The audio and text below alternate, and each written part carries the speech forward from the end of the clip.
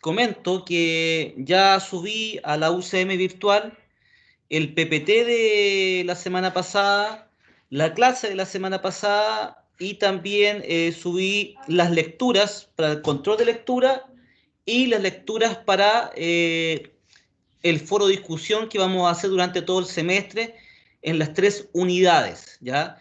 No se asusten con las lecturas de los foros, ya que algunas se repiten con las de la lectura del control, y no se asusten porque son las lecturas de todo el semestre. ¿Eso qué significa? Que vamos a dar páginas. No todo se lee, ni todas las páginas se tienen que leer, ¿ya? Por lo tanto, ustedes solamente dedíquense a descargar, guardar el material, y cuando vayamos avanzando en la clase, evidentemente vamos a ir entregando más instrucciones respecto a las lecturas que hay que hacer y qué es lo que entra tanto en la prueba como lo que entra en el foro de discusión, ¿ya? Así que les recomiendo por favor que ingresen cuanto antes a la UCM virtual y puedan descargar su material. Hoy, tal como les mencioné también en el correo que les envié por la UCM virtual y por el chat de acá, no hicimos la encuesta porque nos reunimos con la profesora Angelina Pastene y organizamos de tal forma el trabajo que íbamos a realizar durante este módulo, que vamos a trabajar todos los días lunes, ¿cierto? De 3 a 3 y media, y luego de 4 a 4 y media, y puede ser dentro de un lapsus de 30 a 45 minutos, ¿ya? De todas formas, el horario siempre va a ser flexible. A veces vamos a terminar antes, a veces solamente vamos a hacer un solo bloque en vez de dos. Así que es solamente como para oficializar. Entonces, ahí que les puse yo, les puse ahí horario oficial, lunes, 15 horas a 15:30, y luego media hora de descanso, y nuevamente de las 4 a las 4 y media. Mínimo vamos a trabajar 30 minutos por clase a 45. Eso es lo que vamos a hacer en cada uno de estos dos bloques. Por esa razón, como ya planificamos con la profesora, no envié la encuesta. Ya vuelvo a repetir eso. Y comienzo a compartir el PPT de hoy, que ojo, es el mismo que vamos a ocupar en algunas semanas. Así que, a ver, lo comparto.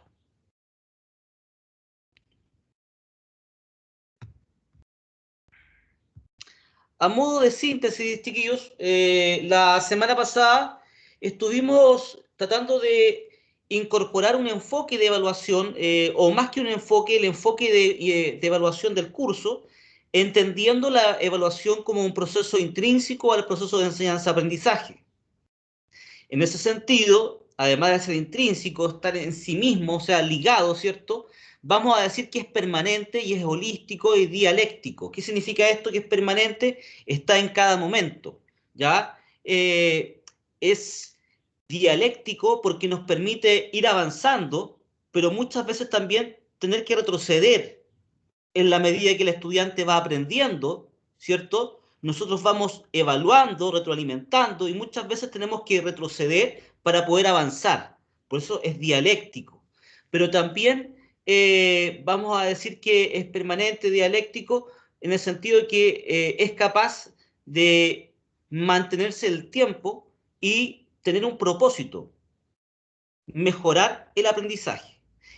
Por lo mismo, ¿cierto? En esa misma sesión de la semana anterior, hemos dicho que no es suficiente con asociar la calificación a la evaluación como único elemento o el más trascendente. No, hemos dicho que se evalúa de forma inicial, diagnóstica, durante el proceso, de forma planificada o como práctica evaluativa, clase a clase me refiero, y también como producto final o resultado final. Y en ese sentido, ¿cierto? Hemos dicho que la evaluación tiene un papel también mediador en el proceso, porque en la medida que el docente va entregando nuevos esquemas mentales mediante sus actividades y a través de sus artefactos, lenguaje, ¿cierto? También debe ir confrontándolo con los esquemas mentales de sus estudiantes. Y la única forma de poder detectar los procesos mentales de los individuos que aprenden es mediante la evaluación, recogiendo información, ¿Con qué propósito? Doble propósito. Regular el proceso de enseñanza, ajustar mis actividades, ajustar mis ejemplos, mis explicaciones como docente, pero también que le sea el estudiante que ajuste su práctica o su desempeño frente a la tarea. ¿Ya? Hoy vamos a desarrollar dos ideas centrales que tienen que ver básicamente con los enfoques de evaluación que más visibles en la escuela. Vamos a analizar las problemáticas de esta situación, de que ambos enfoques convivan, sabiendo que en algún momento quien tenía mayor relevancia, el enfoque por medición, ahora es compartido. Y finalmente vamos a tratar de explicar cuál es la función de la evaluación dentro del mismo contexto anterior, vale decir, cómo o en qué sentido contribuye al proceso de enseñanza y aprendizaje. Antes de iniciar, ¿alguna pregunta, consulta, chiquillos?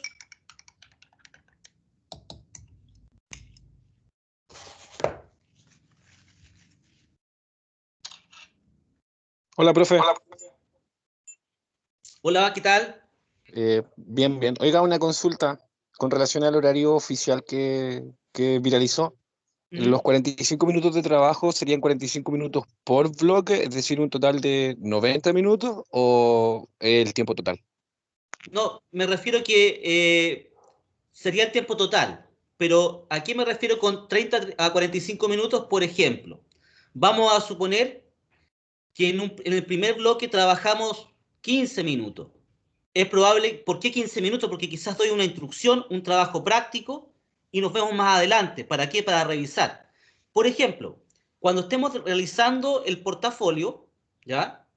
El portafolio, que es, por ejemplo, elaborar un instrumento, probablemente yo se los voy a explicar cómo se hace, ¿cierto? Vamos a ver algunos casos, pero en algún momento, la próxima semana, por ejemplo, la semana siguiente, ustedes van a comenzar a elaborar el portafolio. Entonces, lo más probable es que yo tome unos 15 minutos solamente de instrucción, los deje solo trabajando y nos volvamos a ver.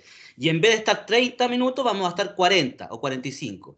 La cosa o la idea es que no superemos, ¿cierto?, los 60 minutos más o menos, en total. Pero ¿por qué pongo un rango? Es porque es poner un rango nomás. Podría ser entre 30 a 45, ¿cierto? Y después, obviamente, que no los vamos a agobiar con más minutos, sino que puede que sean 25 nomás. ¿Se entiende, no? La idea es como no sobrepasar lo que se debe realizar.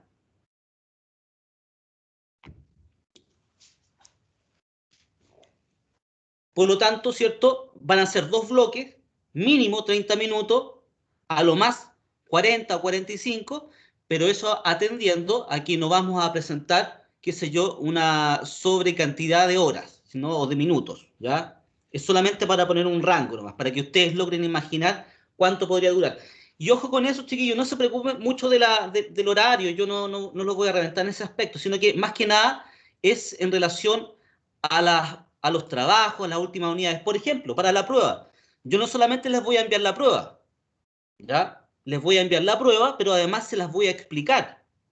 Y por lo tanto, en la medida que ustedes estén abordando la prueba, yo voy a estar presente. ¿Qué significa ahí? Que probablemente reciba consulta en un rango de 30 a 40 minutos, pero nunca para abusar. ¿Se entiende, no, lo que digo? Gracias. Vale. Entonces, iniciamos con enfoques predominantes en la escuela. Enfoque por medición o comprensión. Vean acá, si ustedes ven a continuación la pantalla, van a observar básicamente que hay un paralelo entre estos dos enfoques. Actualmente, estos enfoques conviven juntos. Hace hacia algunas décadas atrás, o en la medida que retrocedemos en el tiempo, el enfoque que mayor preponderancia, mayor relevancia tenía en la escuela era el enfoque por medición, que está en rojo. Y básicamente porque estaba ligado a la teoría conductista de educación. Y esta idea conductista hacía pensar a la psicología y por ende también a la educación y a la pedagogía de que los procesos se tenían que medir. Y para que uno pudiese medir de forma objetiva lo que estaba observando, debía ocupar instrumentos e indicadores que le permitieran medir y observar tal como uno estaba registrando en el medio ambiente. Entonces, esa mirada positivista de las ciencias naturales se ligó a la psicología y la psicología finalmente la heredó a la educación. Pero este enfoque por medición, por cierto, que al vincularlo con las ciencias naturales tiene como sentido, porque el científico no quiere contaminar su muestra para poder registrar, ¿cierto?, todo lo que va observando de aquella muestra. No obstante, el quehacer y la finalidad del quehacer pedagógico es totalmente distinto al científico. Nosotros requerimos contaminar al objeto observado, no con el propósito de favorecer o deformar la observación, no, con el propósito de profundizar en torno a lo observado. ¿Y eso qué implica?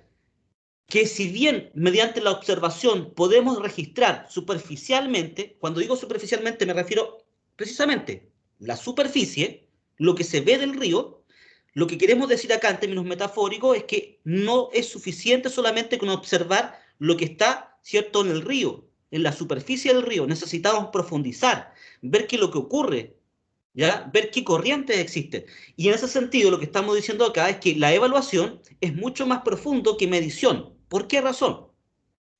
Porque nosotros no nos podemos quedar solo con los resultados. Ni siquiera nos podemos quedar solamente con el propósito de comparar resultados. La evaluación es mucho más que eso y requiere, ¿cierto?, de un espacio, una instancia reflexiva para saber no solamente la respuesta de los estudiantes, sino el porqué a dicha respuesta. ¿Qué proceso mental se esconde tras esa respuesta? ¿Qué estructura mental? ¿Qué errores? ¿Qué dificultades? ¿Qué obstáculos cognitivos impiden que el estudiante pueda dar la respuesta correcta?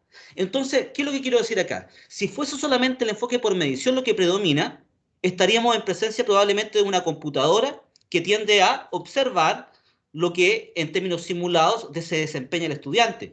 Pero nosotros tenemos que avanzar hacia un lado más. Ahora, este enfoque por medición básicamente tiene como propósito medir el rendimiento en base a los indicadores observables de los estudiantes. No hay otro.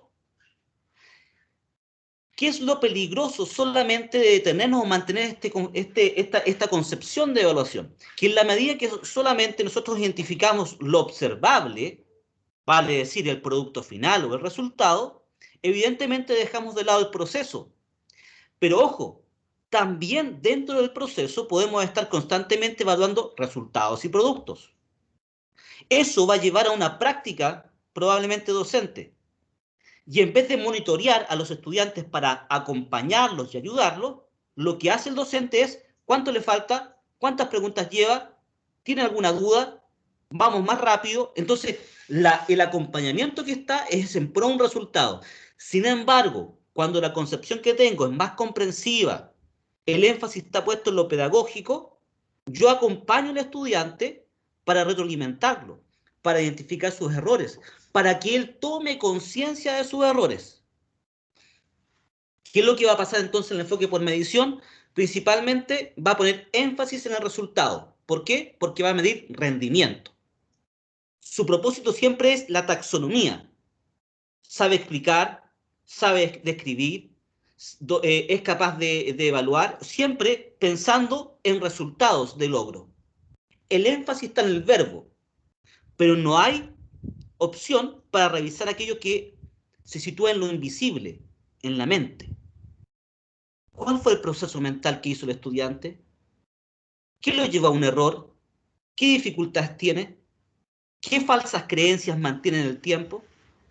Entonces, este enfoque por medición está muy ligado al resultado y por lo tanto al producto final y por ende también a la calificación, al número.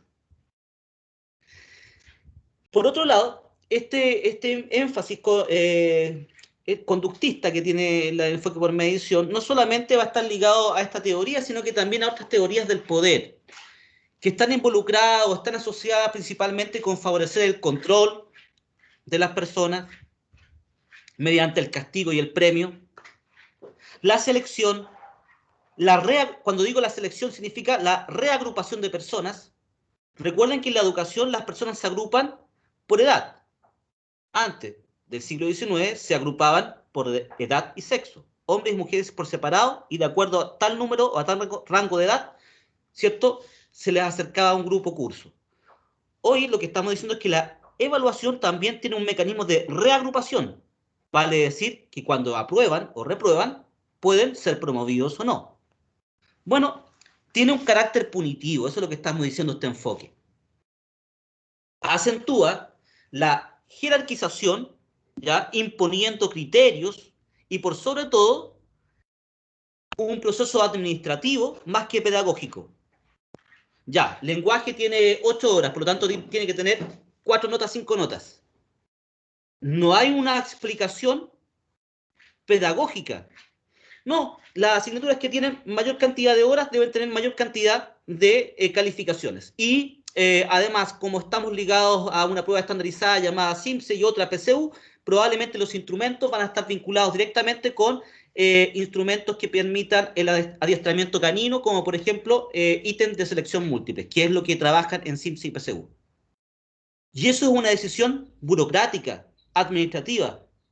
Termina la gestión poniéndose por sobre lo pedagógico. Por otro lado, como se imponen criterios, esos criterios por lo general siempre están de acuerdo a una posición vertical del docente. Y por tanto, él diseña, él aplica, él califica y por tanto, él interpreta. ¿Qué significa esto? Uno podría decir, ya, pero profesor, el docente tiene saberes pedagógicos que le permiten interpretar. Sí, perfecto. Pero el estudiante también puede interpretar su propio desempeño y, ojo con esto, tomar conciencia de sus mismos errores y dificultades. Entonces, este enfoque está asociado al poder, a la teoría conductista, está ligado al resultado y al producto final, omite el proceso, está muy vinculado a los objetivos taxonómicos, sobre todo de Bloom o Anderson. Además, está ligado a una teoría del poder, mediante el castigo y el premio, va controlando las personas, las reagrupa, y ojo, sin ninguna flexibilidad. Por lo tanto, este es un enfoque. Ya hemos visto lo más malo de este enfoque, pero también este enfoque tiene elementos positivos. Permite, quizás desde el punto de vista no pedagógico, pero sí administrativo, mantener un sistema educativo y una promoción escolar. Vale decir que los estudiantes sean calificados, que se pueda determinar cuánto manejan del currículum desarrollado y por ende también poder aprobar o reprobar estudiantes y desarrollar, ¿cierto?, el currículum a lo largo de una trayectoria de 12 años. Eso por un lado. ¿Alguna pregunta, consulta, comentario?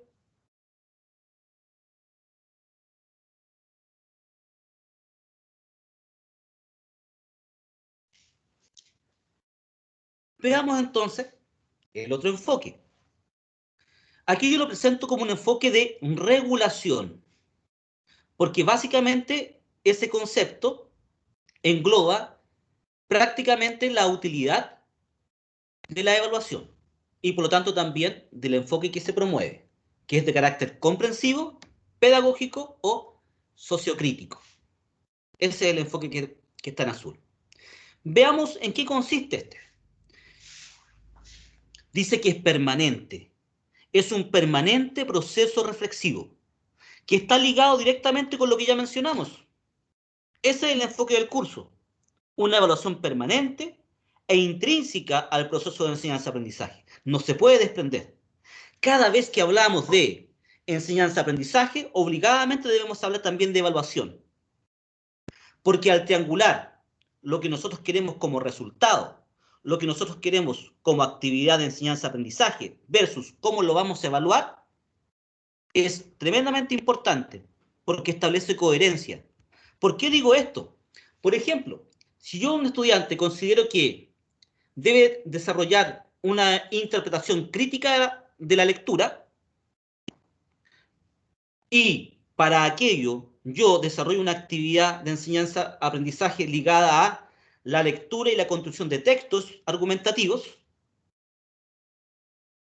y posteriormente solamente lo termino evaluando mediante una prueba de selección múltiple, le estoy dando la espalda no solamente a la actividad anterior, o sea, le enseñé de una forma y después lo evalúo de otra, sino que también le estoy dando la espalda justamente al indicador de logro que propone finalmente el programa de estudio. ¿Cómo yo voy a ser capaz de interpretar, hacer una lectura crítica, si básicamente lo único que se me pone en términos de evaluación, es que recuerde o reconozca cierta respuesta correcta y la termine marcando en un OVA? Entonces, claro, aquí el énfasis está en el proceso. Es de carácter reflexivo. Ojo, yo no reviso el proceso para identificar correctas o incorrectas, porque eso nuevamente es un enfoque por medición. Yo reviso el proceso, evidentemente, para identificar respuestas correctas e incorrectas, pero no es mi propósito final. Es que mediante esa evidencia, ya sean respuestas correctas o incorrectas, comienzo, ¿cierto?, a reflexionar en torno a lo que piensa el estudiante, que fue quien finalmente construyó la respuesta. Por otro lado, a diferencia de la medición, si bien el enfoque pedagógico o regulatorio no se desentiende, ¿cierto?, de los instrumentos, no los deja de lado, sí se debe decir que la evaluación como regulación establece o determina que es importante diversificar los medios evaluativos que permiten atender aspectos de la realidad y del proceso. ¿Qué significa esto? Que no es suficiente con la prueba escrita. Necesito establecer y planificar actividades evaluativas que me permitan saturar de información. En términos científicos, cuando el docente quiere saturar de información, es que obtiene más información, pero de distintos medios. ¿Qué significa esto? No desechamos la prueba escrita, no desechamos la pauta de cotejo. Lo que estamos diciendo acá es que además de trabajar con prueba escrita, pauta de cotejo, incorporamos otros instrumentos, rúbricas, escalas de apreciación, autoevaluación, coevaluación, pero además también, ¿cierto?, otros tipos de actividades que superen aquellas acciones de corto plazo o coyunturales como son la prueba escrita, un ensayo, un portafolio, una huerta, un trabajo de proyecto, una investigación, un laboratorio, que de alguna forma establecen no solamente acciones diversas, sino que es la diversidad que permite poner en juego distintos niveles de desempeño que están vinculados a distintos aprendizajes. ¿Qué quiero decir con eso? Bueno, que cuando un estudiante expone un laboratorio, primero probablemente planificó el laboratorio, lo ejecutó, desarrolló un informe y cuando lo tiene que presentar, no solamente presenta explicaciones y conclusiones finales, sino que es capaz de demostrar mediante elementos audiovisuales y no verbales explicaciones científicas. Entonces, ¿qué estamos diciendo acá? Que en definitiva, la diversidad de medios me permite evaluar mejor y más y en mayor medida. Por lo tanto, en la medida que diversifico mis instrumentos y mis acciones evaluativas, evidentemente obtengo mayor y mejor información del proceso del o los estudiantes. Por eso mismo, hay algo importante. Este tipo de enfoque, como regulación, propone que es importante el diálogo. ¿Qué es el diálogo? ¿Cómo lo define? Conversación sobre el aprendizaje y discusión sobre la enseñanza. Aquí se pone énfasis en una conversación, en un diálogo, en relación a dos ejes fundamentales, el aprendizaje y la enseñanza. ¿Qué significa esto? Que en la medida que hay diálogo, interacción pedagógica miren lo que voy a decir, entre los estudiantes o entre los estudiantes y el docente, y por qué no incluso entre varios docentes que son capaces de analizar la planificación o los resultados, existe una mejora.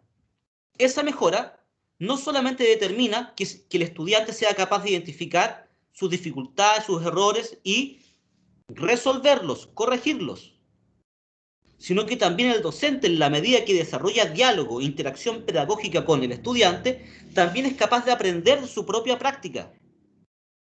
¿Cómo saber si el ejemplo que estoy dando es claro o confuso? No queda otra que preguntarle al estudiante. ¿Cómo saber si la explicación que estoy dando es adecuada, coherente y le permite mejorar lo que estoy comunicando? Bueno, necesito preguntar, necesito desarrollar alguna estrategia de carácter formativo que me entregue información. ¿Cómo saber como docente que lo estoy haciendo bien? Si solamente sé, o la única seguridad o garantía que tengo es que lo que planifiqué está correcto. Entonces, en definitiva, lo que quiero decir acá es que el diálogo y la interacción pedagógica constante nos promueve un mejoramiento en el aprendizaje, pero también en la práctica docente. Por ende, la retroalimentación es fundamental. En la medida que hay diálogo, hay interacción, hay un proceso reflexivo, de cuestionamiento. Ojo, no de cuestionamiento solamente al estudiante, de cómo lo está haciendo, sino también al proceso de enseñanza que yo voy orientando o mediando como docente. ¿Está bien este ejemplo? ¿Esta presentación que estoy dando, esta actividad, está bien en el tiempo? ¿Tiene la temporalidad adecuada? Quizá me excedí en la cantidad de actividades, no van a alcanzar a hacerlas. ¿Qué hago? Tomo una decisión, las disminuyo. ¿Qué hacen ellos? Se apuran, no se apuren, chiquillos. Vamos a disminuir la cantidad de ejercicios hoy. Solamente vamos a ver 2, no 10 como habíamos dicho. De los 2 los vamos a presentar en la clase y vamos a hacer un pequeño análisis. Bueno, lo que quiero decir es que en definitiva la evaluación me permite no solamente retroalimentar al que está aprendiendo, sino que yo me puedo autorregular o regular también desde el punto de vista de la enseñanza. Por otro lado, y esto lo vamos a ver más adelante, así que lo voy a resumir en unas breves palabras, cuando decimos evaluación con sentido, hablamos de la evaluación auténtica. ¿Qué es la evaluación auténtica? Es una evaluación de mediano o largo plazo, vale decir que no se desarrolla dentro de 45 o 90 minutos, sino que a mediano plazo, varias semanas, está vinculada a una metodología de proyecto que tiene como propósito desarrollar o establecer un producto o resultado final, pero con distintos niveles ¿ya? De aprendizaje que permitan, a través de la consecución de hechos, poder lograr ese proyecto. Ejemplo, huerta escolar. No es que yo vaya de la noche a la mañana con los estudiantes a hacer la huerta, no. Primero vamos a investigar, luego vamos a experimentar, luego vamos a identificar las partes de la planta, luego vamos a desarrollar un mini control con la función y el proceso de fotosíntesis. Posteriormente vamos a ver flora y fauna nacional, autóctona o extranjera. Posteriormente vamos a ver el ciclo del agua y el medio ambiente. Finalmente vamos a construir la huerta. Posteriormente vamos a generar procesos de laboratorio. Y finalmente vamos a obtener una cosecha. Lo que quiero decir es que una evaluación con sentido es una evaluación que se acerca a la realidad, que establece distintos niveles de desempeño dentro de una misma actividad. O sea que para poder desarrollar una experimentación, un trabajo experimental, primero lo voy a planificar, luego voy a investigar, o voy a investigar primero, después voy a planificar y finalmente voy a hacer el laboratorio. Voy a presentar y finalmente voy a exponer los resultados. Bueno, cuando hablamos de eso, es que estamos hablando de una actividad que está ligada a subactividades y que tienen sentido porque se acercan a desempeño real de una persona fuera de la escuela. Evidentemente, sigue siendo una actividad escolar, obligatoria y no voluntaria. No obstante, que tiene sentido, puesto que lo que nos convoca hoy día es investigar. Lo que nos convoca mañana va a ser hacer una huerta. Lo que nos convoca mañana es un reportaje. Eso es una evaluación con sentido. ¿Qué significa esto? Que los elementos cognitivos, así como una espina de pescado, ¿ya? Cada espina no es más que un OA, un objetivo de aprendizaje que está ligado a esa actividad global. Pero en definitiva los estudiantes no se dan cuenta que están aprendiendo no por aprender, están aprendiendo porque está ligado a un resultado, que es la huerta, que es el reportaje, que es el ensayo. En definitiva, es una actividad evaluativa que se acerca más a la realidad que a la simulación.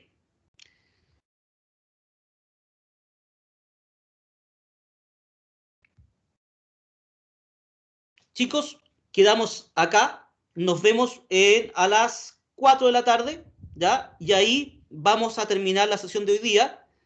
Y creo que también va a venir la profesora Angelina Pastene, va a venir también, así que a presentar lo que vamos a trabajar durante el semestre en la unidad número 2, ¿ya? Así que nos Profesor vemos Claudio, al... ¿Sí?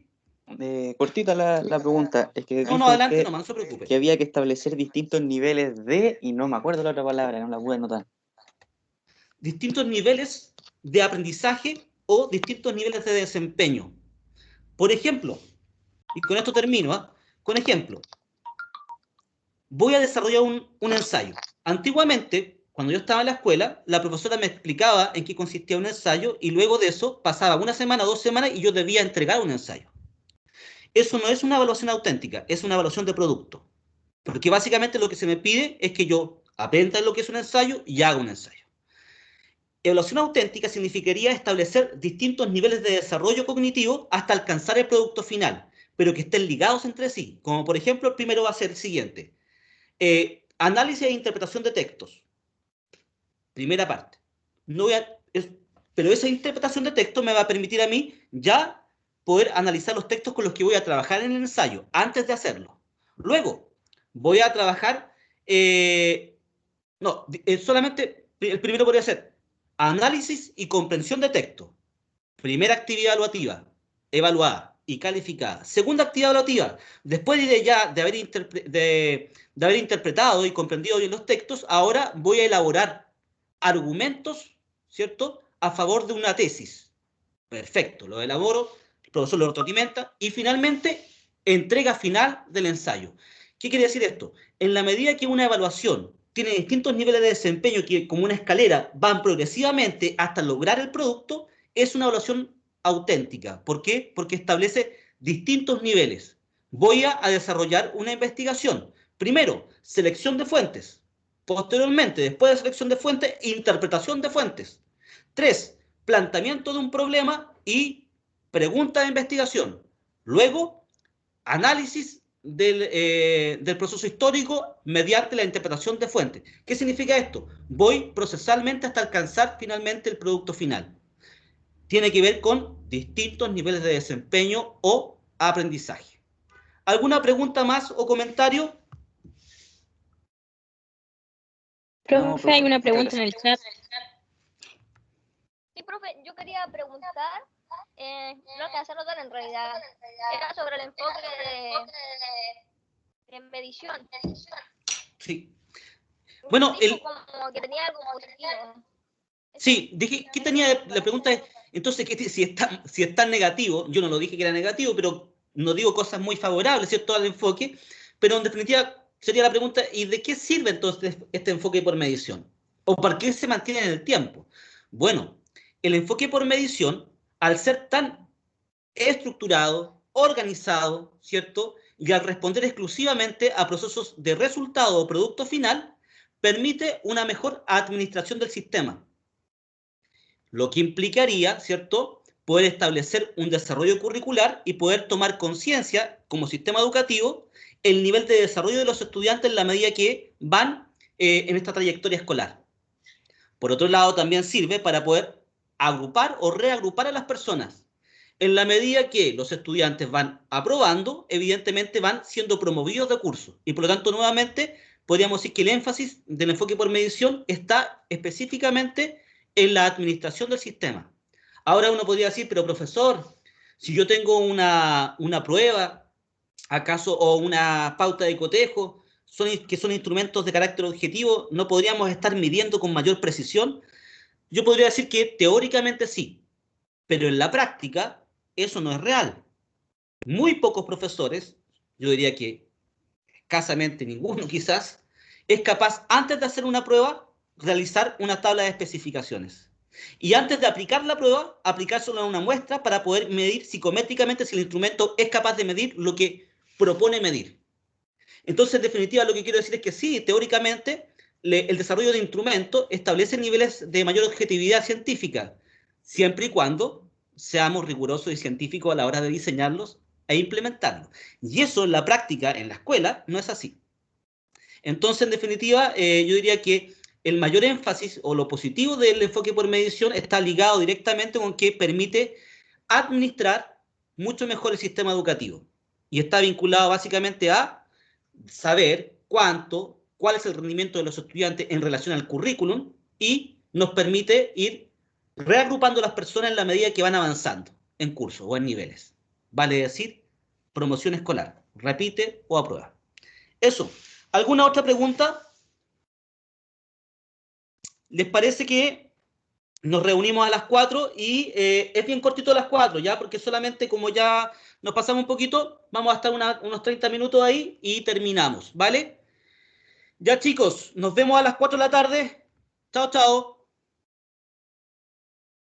Chau. Chao, profe, gracias.